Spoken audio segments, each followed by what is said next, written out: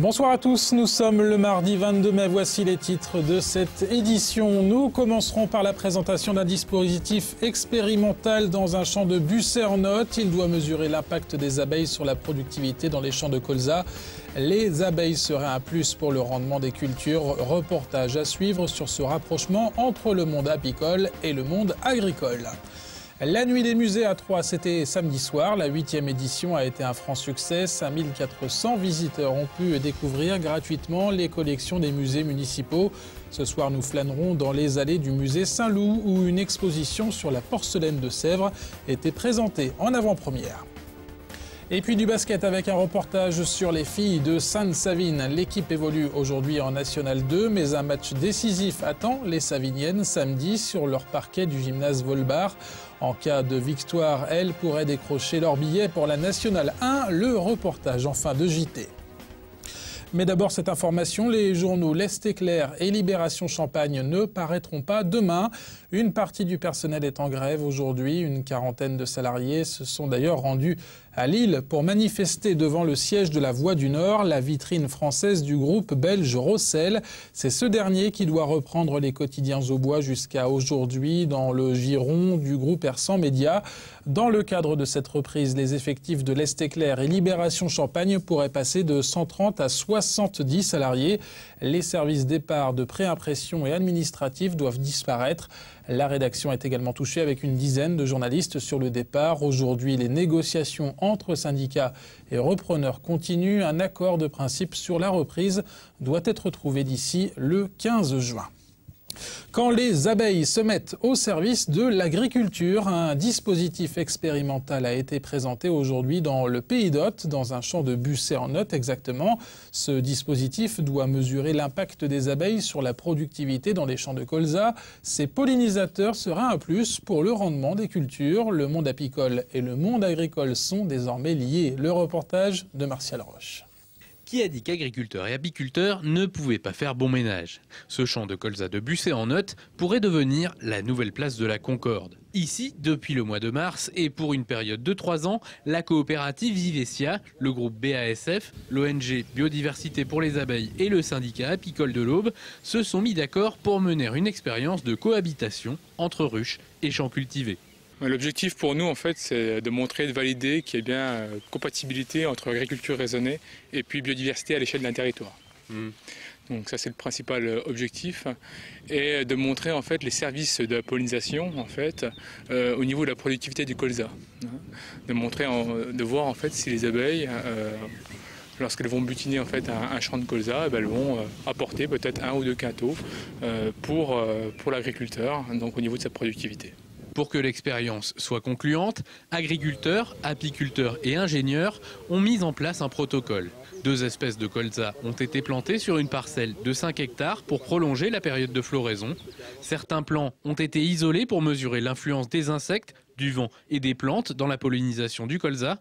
Et les ruches positionnées à proximité sont contrôlées pour savoir ce que les abeilles y rapportent. On a voulu vraiment aller chercher la précision, ce qui nous a fait choisir une seule parcelle, qui nous a fait choisir une zone, des petites zones à chaque fois, pour vraiment en fait essayer d'éliminer tous les facteurs extérieurs à l'expérimentation et être sûr que les chiffres que l'on pourra annoncer au terme de l'étude sont bien liés en fait au facteur pollinisation et non pas un facteur terrain ou un facteur environnement. Et si les apiculteurs n'ont pas été réticents à participer au projet, c'est qu'eux aussi ont à y gagner.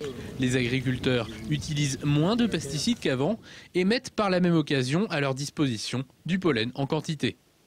Les intrants maintenant étant de plus en plus suivis au niveau du domaine agricole,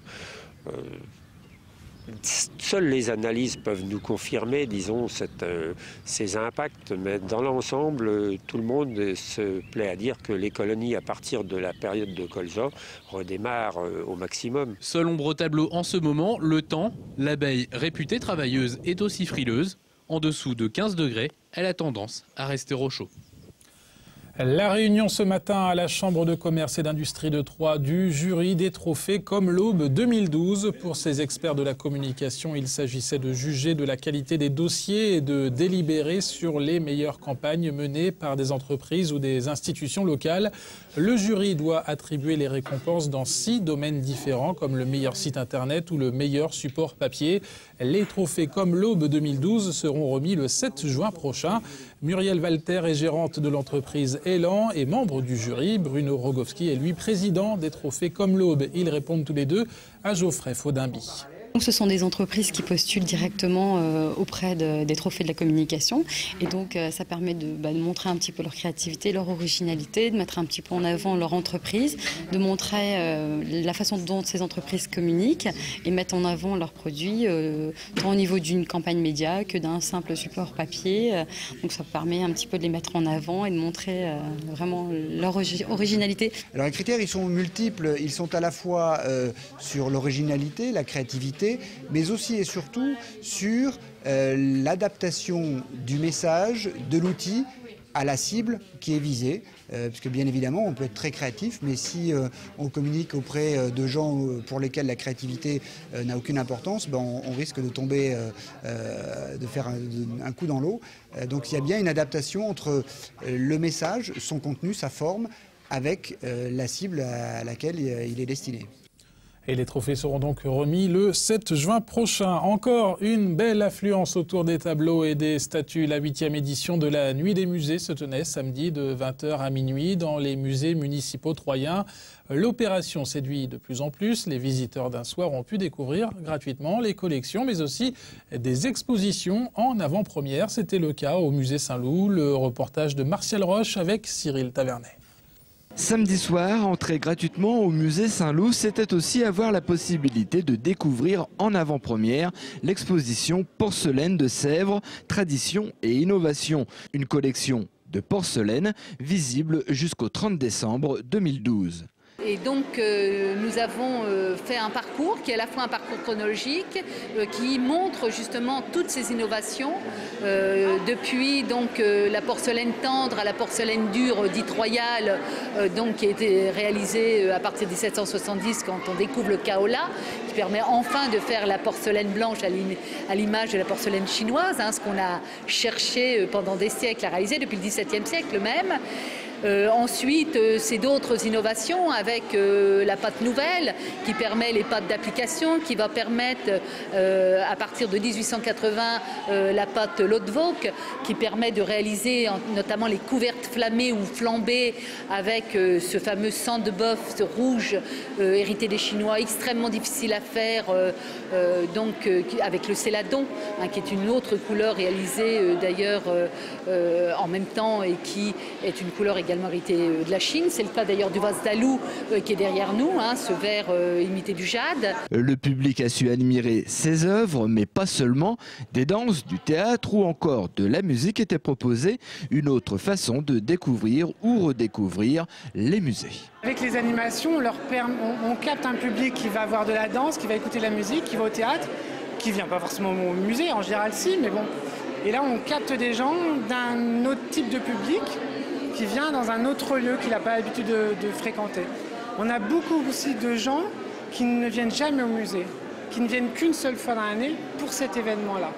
Donc d'où aussi un programme riche pour que tout le monde puisse trouver un accès, une petite porte qui puisse s'ouvrir pour rentrer dans le musée. Cette nocturne 2012 a connu une belle fréquentation, 28% de plus de visites par rapport à 2011, à savoir en 4 heures, tout musée confondu, 5380 participants. La remise ce midi à l'espace Argence de Troyes du prix Festi Livre. Ce projet départemental est porté pour sa 2e édition par l'inspection académique de l'Aube et par l'association Lecture et Loisirs. Le thème reprend celui du dernier salon du livre pour la jeunesse, En route pour l'aventure.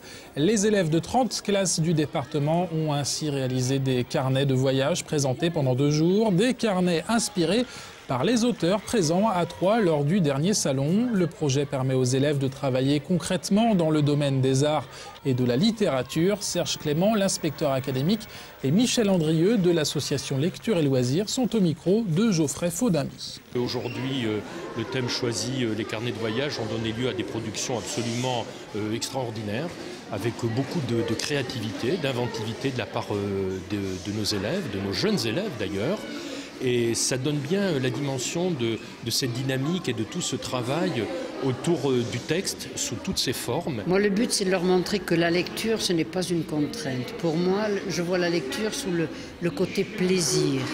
Non seulement elle permet de se documenter, d'aller beaucoup plus loin, mais elle continue de permettre de rêver, de créer et d'aborder des univers insoupçonnés. On referme ce journal avec du basket. En gagnant à Versailles la semaine dernière, le Sainte-Savine Basket a rattrapé une partie de son retard dans les play-offs et dans la course à la montée. Les Saviniennes profitent aujourd'hui d'une série de victoires ainsi que de plusieurs circonstances favorables pour se replacer pour une éventuelle accession en National 1. Samedi, les joueuses de Ludovic Le Tenay affrontent les Normandes de Gravenchon. La victoire est obligatoire. David Mutel, le reportage. Samedi prochain, le Sainte-Savine Basket jouera toute sa saison sur un seul match. Celui contre Gravenchon qui déterminera la montée ou non du club savinien en National 1. Mais le club coaché par Ludovic Le Tenay n'a pas totalement son destin en main puisque la victoire ne lui suffit pas. Il faut en effet que dans le même temps, Sannois Saint-Gratien s'impose à Culose.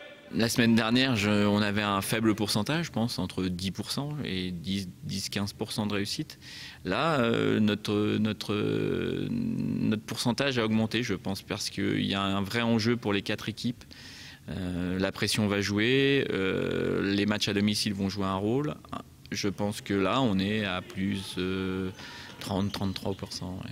Si Sainte-Savine ne doute pas un instant de sa victoire samedi, il imagine qu'un succès francilien est possible en terre savoyarde. Et ce, pour plusieurs raisons. Je pense que Sannois est capable d'aller gagner à Culose, sachant que Culose n'est pas au complet. Ils n'ont pas leur meilleure joueuse à l'intérieur.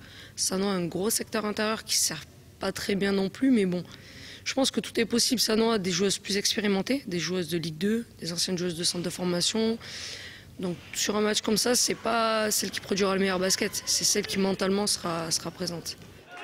Un match qui se disputera toutefois sans le capitaine du SSB, Maud Le Saudard, victime d'une fracture à un doigt de la main. C'est donc sans sa meilleure marqueuse que Sainte-Savine jouera samedi. Elle nous a accompagnés et a vraiment joué un rôle important sur le banc samedi. On ne prendra pas le risque, elle ne rejouera pas samedi. Les filles ont bien relevé le challenge, c'est-à-dire que j'ai demandé aux filles, voilà, on a une joueuse majeure qui est absente, il faut faire plus. Il faut sacrifier encore un peu plus de sueur sur le terrain, il faut faire plus d'efforts de concentration et il faut un impact plus décisif des joueuses majeures. C'est ce qu'elles ont fait samedi. Dans les sports collectifs principaux, le foot avec l'Estac et le handball avec Sainte-Maure-3 ont décroché leur montée. Il ne reste plus que le basket, donc, même si samedi, il faudra compter sur le coup de pouce du destin. Et coup d'envoi de ce match décisif ce samedi à 20h au gymnase Volbar de Sainte-Savine. C'est la fin de cette édition. Merci de votre attention. Dans le JT de demain, l'affaire Saudi Médical à nouveau devant la justice. La cour d'appel de Reims doit dire si les 52 salariés de l'usine de Plancy-l'Abbaye peuvent à nouveau percevoir leur salaire. Tout de suite, la météo par Luc Bénard. Demain, Mathieu Mercier à la présentation justement du JT. Belle soirée à tous. À très bientôt sur Canal 32.